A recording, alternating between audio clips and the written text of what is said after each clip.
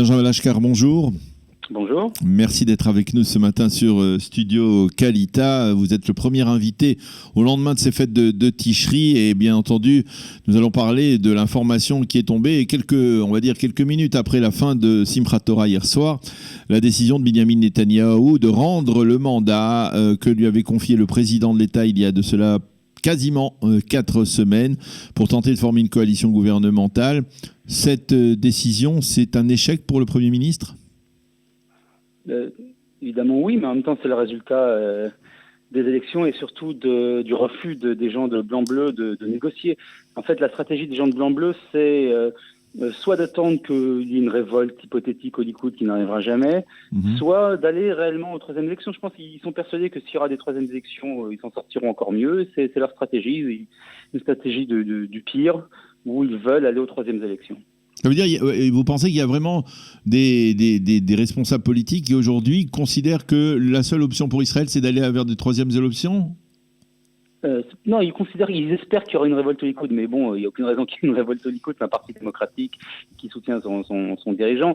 Mais des gens comme Lapid, Gantz, probablement pas, mais c'est quelqu'un qui n'a pas un caractère très fort et qui se laisse un peu manipuler par les autres. Mais Lapid, très clairement, veut des troisièmes élections s'il n'a pas ce qu'il veut maintenant. C'est même pas caché. On discute avec des gens de blanc-bleu et c'est ce qu'ils disent eux-mêmes. Mais pourtant, il y a cette fameuse option dont on parle ces derniers jours, même ces dernières semaines, d'un gouvernement minoritaire dirigé par Benny Gantz avec le soutien de l'extérieur des partis arabes et puis une sorte d'abstention de Lieberman qui permettrait la formation de ce gouvernement. Vous y croyez pas à cette option ? Parce que Benyamin Netanyahou lui-même ne cache pas que c'est quelque part un scénario qu'il craignait. C'est quand même peu probable. C'est une possibilité. Ils l'ont pas nié eux-mêmes à blanc-bleu. Alors, je les invite à le faire. Honnêtement, ce serait même avec plaisir parce que c'est un gouvernement qui durerait probablement 3 jours et après ça, la droite gagnerait largement les élections. Donc, je pense pas qu'ils soient suicidaires à ce point-là, mais je les invite à faire un gouvernement avec les partis arabes antisionistes et qui soutiennent le terrorisme. Ça sera vraiment d'abord une catastrophe pour les quelques jours où ça sera, mais ensuite s'il faut passer par là pour avoir un gouvernement national, pourquoi pas, le Likoud est prêt à aller dans l'opposition le temps qu'il faudra. Je ne pense pas qu'il soit aussi responsable, mais évidemment tout est possible avec la gauche. Alors vous dites que le parti bleu-blanc compte sur une hypothétique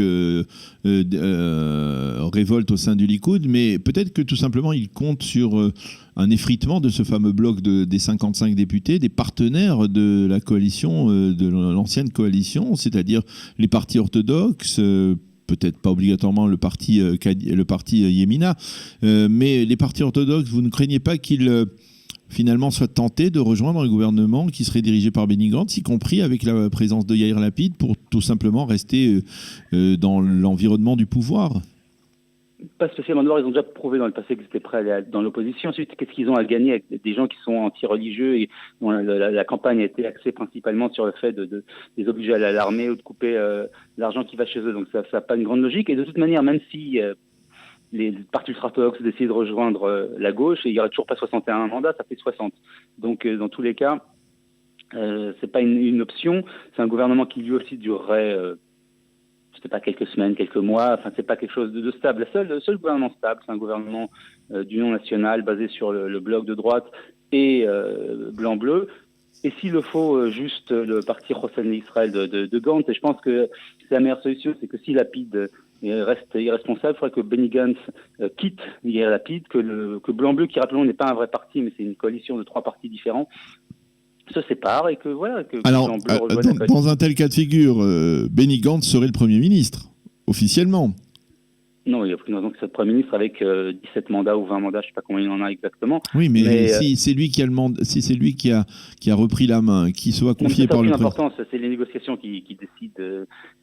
C'est une négociation entre les partis qui font qui est Premier ministre, qui n'est pas Premier ministre. Ça n'a aucune importance. C'est juste le décorum. La réalité, c'est que si on se met d'accord, Netanyahou est Premier ministre au début, et Gantz, même si personnellement je pense qu'il n'y a aucune raison que Gantz soit Premier ministre, mais bon, si c'est ce qu'il faut pour qu'il y ait un gouvernement, tout le monde est prêt à faire des concessions, alors il sera ensuite Premier ministre au bout de 2 ans. Et voilà, on aura un gouvernement établi, et avec plus de 70 mandats. C'est plutôt un vœu pieux de votre part, c'est-à-dire de Likoud, qui considère que quelque part Benyamin Netanyahou, en tout cas qui ne s'est pas encore habitué à l'option que Benyamin Netanyahou ne puisse pas être Premier ministre. C'est la démocratie, tout est possible. Maintenant, il n'y a aucune raison que Gantz soit Premier ministre plus que Netanyahou. Gantz a un bloc de 55, Gantz a 39, il n'a même pas mérité ça. À part le fait qu'il faut bien avouer que Benyamin Netanyahou, tout simplement, n'a pas réussi à former de gouvernement. Et on va revenir, puisque vous êtes expérimenté, vous êtes membre actif du Likoud.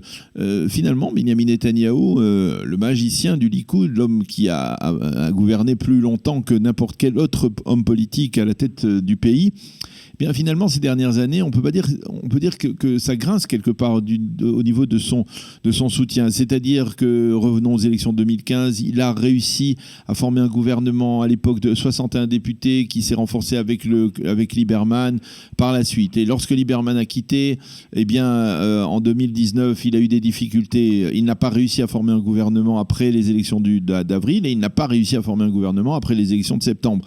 Quelque part, quelque chose grince du côté de Benyamin Netanyahou.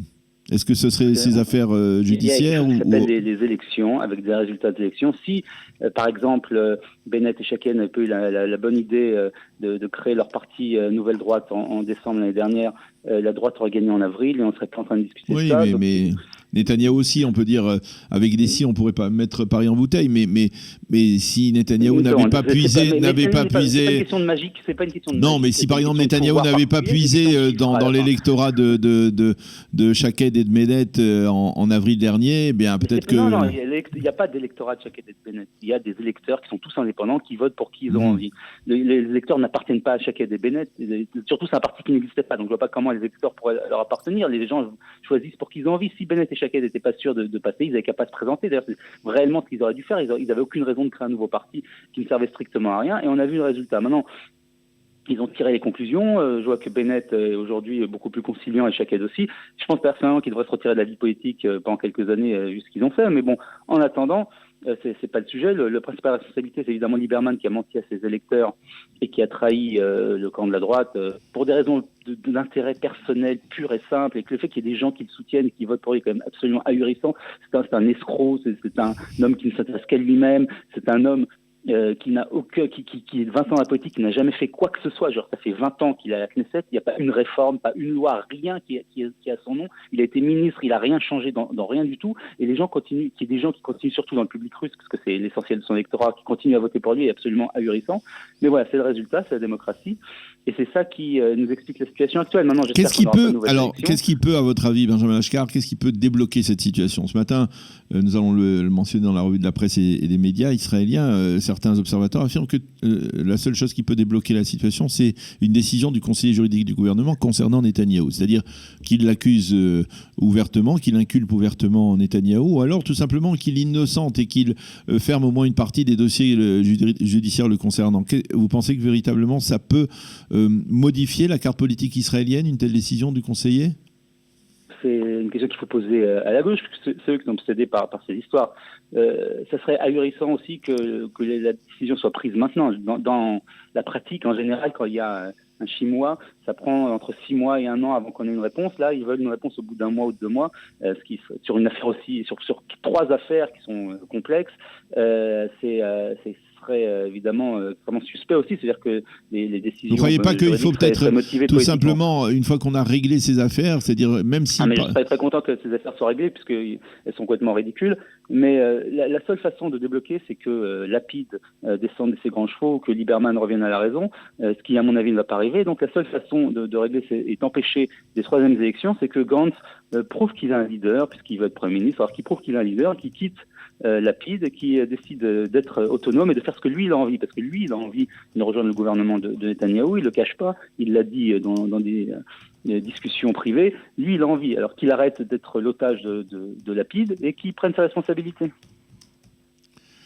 Eh bien, Benjamin Lashkar, merci beaucoup d'avoir été avec nous ce matin sur Studio Kalita pour nous aider à mieux décrypter cette situation complexe. Il faut bien l'avouer, c'est quelque part une journée historique, puisque de facto, Benyamin Netanyahou n'est plus pour la première fois celui à qui on va confier un mandat pour tenter de former une coalition gouvernementale. Il est toujours Premier ministre. Et il reste toujours Premier ministre, effectivement, d'après la loi. Effectivement, il faut le souligner. Il reste Premier ministre. Et ce matin, on disait que même au niveau de la sémantique, il n'est pas Premier ministre sortant. Il reste Premier ministre à part entière. Merci beaucoup. Bonne journée. Bonne journée. Voilà, nous allons marquer une pause avant la revue de la presse et des médias israéliens ce matin.